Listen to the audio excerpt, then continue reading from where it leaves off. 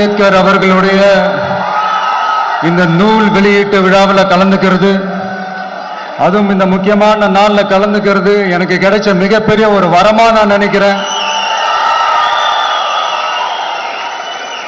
விகடன் குழும நிறுவன தலைவர் திரு ஸ்ரீனிவாசன் அவர்கள், அண்ணல் அம்பேத்கர் அவர்களுடைய பேரன் திரு ஆனந்த் டெல்டும்டே அவர்கள், நீதியரசர் ஓய்வு பெற்ற நீதியரசர் திரு சந்துரு அவர்கள், திரு ஆதவ் அர்ஜுனா அவர்கள், என் நெஞ்சில் குடியிருக்கும்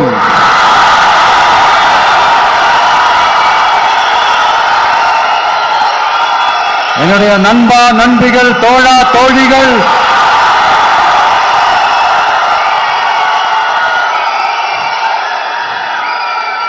உங்க எல்லாரும் கூடவும் இவங்க எல்லாரும் கூடவும் இந்த ஸ்டேஜில் நானும் இருக்கிறது எனக்கு ரொம்ப பெருமையா இருக்கு.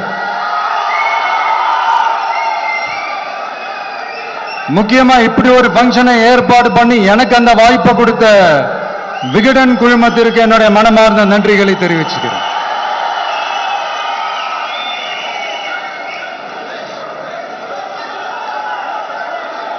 இன்னைக்கும் நிறைய பேர்கிட்ட உங்க ஃபேவரட்டான ஹாலிடே டெஸ்டினேஷன் எதுன்னு கேட்டீங்கன்னா நியூயார்க் சிட்டின்னு சொல்லுவாங்க. ஏன்னா அங்க போய் ஒரு 2-3 நாள் தங்கிட்டு வர்றதே அது ஒரு பெரிய ஸ்டேட்டஸ் ஆகவும் ஒரு பெரிய அச்சீவ்மெண்ட் ஆகவும் நினைப்பாங்க. ஆனா 100 வருஷத்துக்கு முன்னாடியே நியூயார்க்லாம் போய் அங்க உலக புகழ் பெற்ற கொலம்பியா யூனிவர்சிட்டியிலலாம் போய் படிச்சு டாக்டர் பட்டம் வாங்கி சாதிச்ச ஒரு அசாத்திய மாணவர் ஒருத்தர் இருந்தார். அது கூட பெருசு இல்ல, அவர் எந்த சூழ்நிலையில அங்க போய் படிச்சு சாதிச்சாருன்றதான் மிகப்பெரிய விஷயம். அன்னைக்கு அந்த மாணவரை, நீ இந்த சாதியில பிறந்திருக்கிற, உனக்கெல்லாம் படிக்கிறதுக்கெல்லாம் தகுதி இல்லை, நீ எல்லாம் எதுக்கு ஸ்கூலுக்கு வர, அப்படி இப்படின்ட்டு அவர் வாழ்ற சமூகமே அவரை தடுத்துச்சு. அதையும் மீறி அந்த மாணவர் பள்ளிக்கூடம் போனா சக மாணவர்களுடன் சரிசமா உட்கார்ந்து படிக்க அவருக்கு அனுமதி இல்லை. தாக எடுத்தா தண்ணி கூட குடிக்க முடியல. அப்படி அத்தனை சக்திகளும் அவருக்கு எதிராக இருந்தது. ஆனா ஒரே ஒரு சக்தி மட்டும்தான், நீ படி, எத்தனை தடைகள் வந்தாலும் படி, தொடர்ந்து படி அப்படின்னு சொல்லிக்கிட்டே இருந்தது. அதுதான் அந்த மாணவருக்குள்ள இருந்த அந்த வைராக்கியம். அந்த சின்ன வயசுல அந்த மாணவருக்குள்ள எப்படி அப்படி ஒரு வைராக்கியம் வந்துச்சு நினைச்சு பார்க்கும்போது உண்மையிலே பிரமிப்பாதான் இருந்துச்சு. அந்த வைராக்கியம் தான் அந்த மாணவரை பிற்காலத்துல இந்த நாட்டோட ஒரு தலை சிறந்த இன்டெலெக்சுவலா டிரான்ஸ்ஃபார்ம் ஆகிறதுக்கும் காரணமா இருந்துச்சு. எனக்கு தெரிஞ்ச உலக வரலாற்றிலே இப்படி ஒரு டிரான்ஸ்ஃபர்மேஷனை யாரும் பார்த்திருக்க மாட்டாங்க. அந்த மாணவர் வேற யாரும் இல்ல, நம்மளுடைய அண்ணல் அம்பேத்கர் அவர்கள் தான்.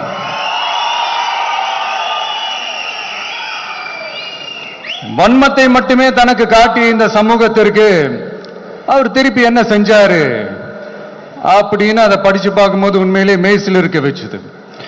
பிறப்பால் நாம் அனைவரும் சமம், நீ எந்த சாதியில பிறந்திருந்தாலும் எந்த மதத்தை பின்பற்றினாலும் சட்டத்தின் முன் நாம் அனைவரும் சமம் அப்படிங்கிற ஒரு உயரிய கோட்பாட்டை உறுதி செய்யும் நம் நாட்டின் அரசியல் சாசன சட்டத்தை வழங்கி நம்ம நாட்டில் இருக்கிற எல்லாருக்குமே ஒரு பெருமை தேடி தந்தவர். இன்னைக்கு ரிலீஸ் பண்ற இந்த புக்ல எல்லோருக்குமான தலைவர் அம்பேத்கர் அப்படின்ற அந்த புக்ல ஒரு 100க்கும் மேற்பட்ட கட்டுரைகள், நேர்காணல்கள் எல்லாமே இருக்குது. அதுல என்ன ரொம்ப யோசிக்க வச்சது, அவர் எழுதின அந்த பயோகிராஃபி தான். வெயிட்டிங் ஃபார் அ வீசான்னு சொல்லி அதுக்கு தலைப்பு வச்சிருந்தார்.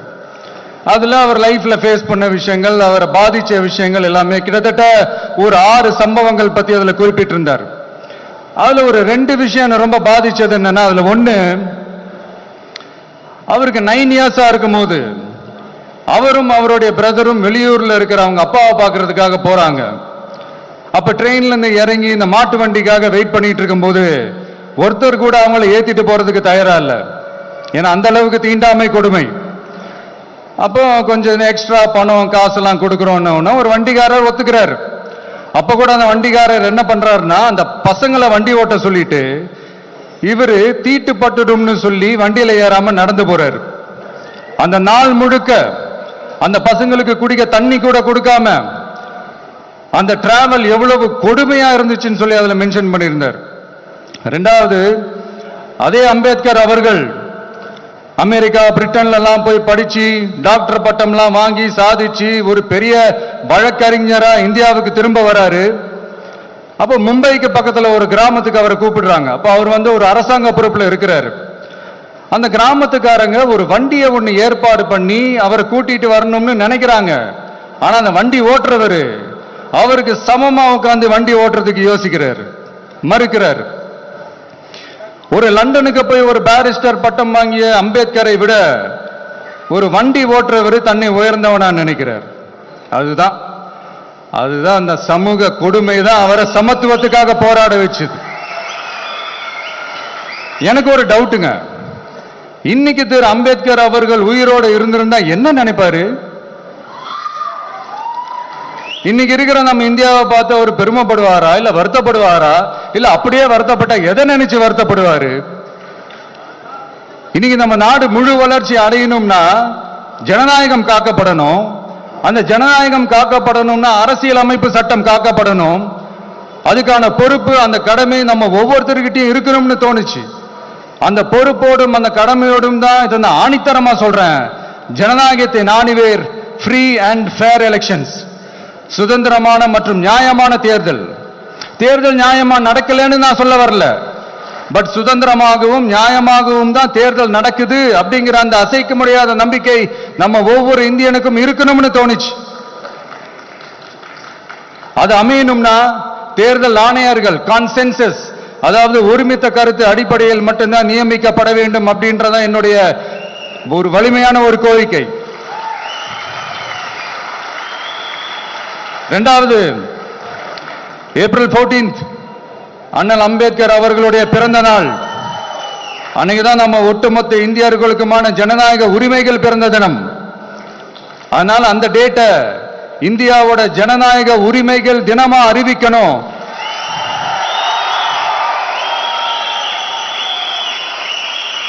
அப்படின்றத என்னுடைய இன்னொரு தாழ்மையான ஒரு வேண்டுகோள். அது இந்திய ஒன்றிய அரசிடம் நான் முன்வைக்கிறேன்.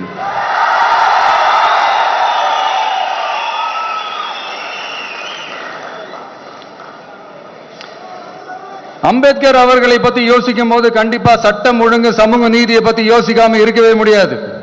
இன்னைக்கு மணிப்பூர்ல என்ன நடக்குதுன்னு நம்ம எல்லாருக்குமே தெரியும்.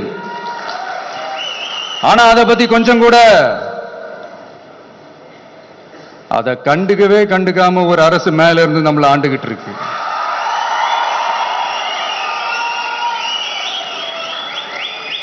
சரி, அங்கதான் அந்த அரசு அப்படி இருக்குன்னா இங்க இருக்கிற அரசு எப்படி இருக்கு?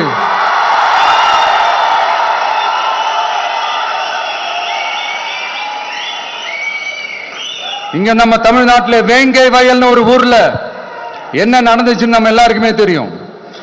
சமூக நீதி பேசுற இங்க இருக்கிற அரசு அதுக்கு எந்த விதமான ஒரு நடவடிக்கை எடுத்த மாதிரியே எனக்கு தெரியலையே. இவ்வளவு காலங்கள் தாண்டி, இத்தனை வருஷங்கள் தாண்டி ஒரு துரும்ப கூட கிள்ளி போடலையே. அதுதான் இதெல்லாம் இன்னைக்கு அம்பேத்கர் அவர்கள் இன்னைக்கு பார்த்தாருன்னா வெக்கப்பட்டு தலை குனிஞ்சு போவார்ல. கரெக்ட், நம்ம நடக்கிற பிரச்சனைகள், நடக்கிற கொடுமைகளுக்கெல்லாம் நம்ம குரல் கொடுக்கணும். ஆனா நடக்கிற பிரச்சனைகள் ஒன்னா ரெண்டா? பெண் குழந்தைகளுக்கு எதிரா, பெண்களுக்கு எதிரா, ஏன் மனித உயிர்களுக்கு எதிரா? இதெல்லாம் நம்ம பார்க்கிறோம், படிக்கிறோம், மற்றவங்க கிட்ட இருந்து கேட்டு தெரிஞ்சுக்கிறோம். இதுக்கெல்லாம் ஒரு நிரந்தரமான ஒரு தீர்வு என்ன தெரியுமா? ரொம்ப சிம்பிள் தான். நம்ம தமிழ்நாட்டு மக்களுக்கு தேவையான அடிப்படை வசதிகளை பாதுகாப்புடன் முறையாக முழுமையாக அளிக்கும், மக்களை உண்மையாகவே நேசிக்கிற ஒரு நல்ல அரசு.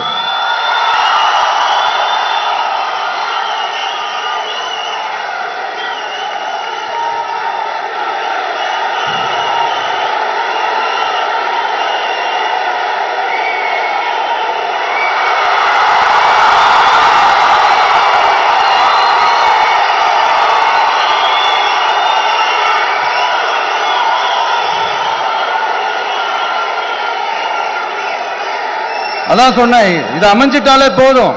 அதான் ரொம்ப சிம்பிள்னு சொன்னேன்.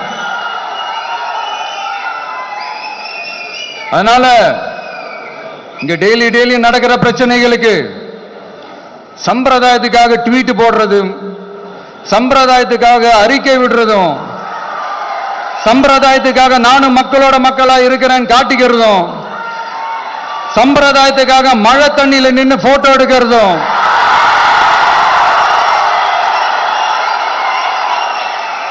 எனக்கு அதுல கொஞ்சம் கூட உடன்பாடே இல்லை. பட் என்ன பண்றது, நம்மளும் சம்பிரதாயத்துக்காக சில நேரத்தில் அந்த மாதிரி செய்ய வேண்டியதா போயிடுது. அதாவது நான் என்ன சொல்ல வரேன்னா, மக்களோட உரிமைகளுக்காகவும் அவங்களோட உணர்வு பூர்வமாக இருக்கணும். என்ன ஒவ்வொருத்தரும் அவங்க குடும்பத்துல ஒருத்தனா நினைச்சிட்டு இருக்கிற அவங்க தமிழ்நாட்டில் அவங்களுக்கு எங்க என்ன பிரச்சனை நடந்தாலும் அவங்களோட உரிமைகளுக்காகவும் அவங்களோட உணர்வு பூர்வமாக இருப்பேன். எப்பவுமே அப்படிதான் இருப்பேன்.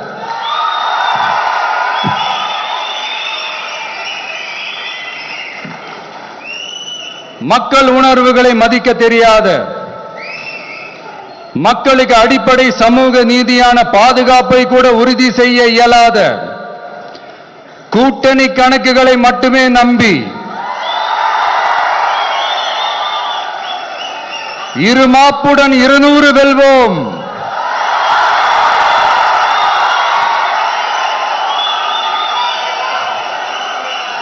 என்று எகத்தால முழக்கமிடும் மக்கள் விரோத ஆட்சியாளர்களுக்கு என் மக்களோடு இணைந்து நான் விடுக்கும் எச்சரிக்கை,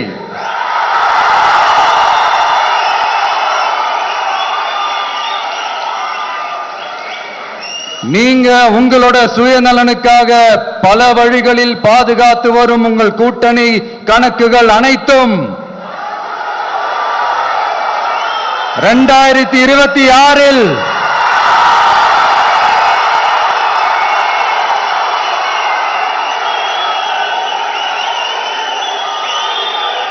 மக்களே மைனஸ் ஆக்கி விடுவார்கள். மக்களே மைனஸ் ஆக்கி விடுவார்கள். மக்களே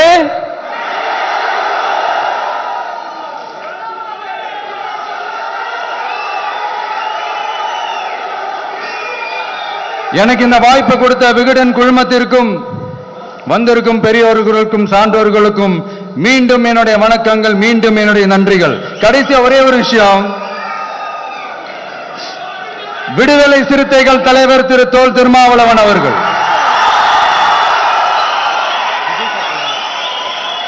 அவங்களால இன்னைக்கு வர முடியாம போச்சு.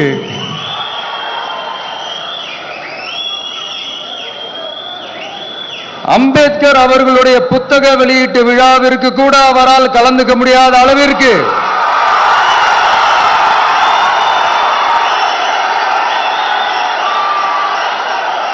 கூட்டணி கட்சிகள் சார்ந்து எவ்வளவு பிரஷர் இருக்கும் என்று என்னால் யூகிக்க முடிந்தாலும் நான் இப்ப சொல்றேன், அவருடைய மனசு முழுக்க முழுக்க இன்னைக்கு நம்மளோட தான் இருக்கும். நன்றி, வணக்கம்.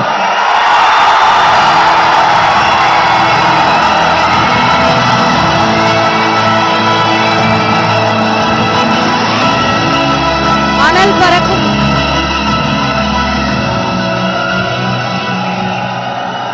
Thank you, Vijay sir.